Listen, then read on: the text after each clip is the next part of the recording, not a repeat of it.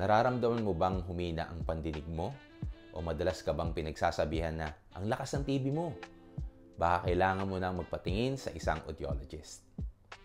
Ako nga pala si Eros Lumboy, isang lisensyadong audiologist na nakabase dito sa Singapore. At sa video na ito, ipapaliwanag ko sa inyo bakit mahalaga ang pagpapasuri ng pandinig.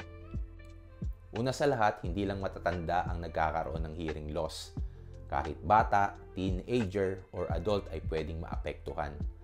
Pangalawa, kapag hindi naagapan ang hearing loss, pwede itong makaapekto sa trabaho, pag-aaral, o kahit sa relasyon sa pamilya. Ang audiologist ang espesyalista sa pag-detect, pag-test, at pagbibigay ng solusyon sa mga problema sa pandinig gamit ang hearing aids, hearing implants, o recommendation for therapy.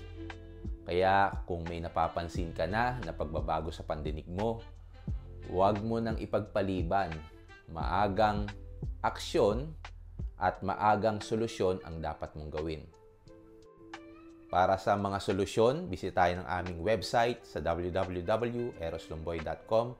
At kung gusto mong subukan ang mga Bluetooth hearing-friendly devices, tignan ang link sa baba. Mag-subscribe na rin dito sa aming channel sa Eros Lumboy's Audio and Voice Info Channel para sa mas marami pang tips tungkol sa pandinig at sa inyong boses.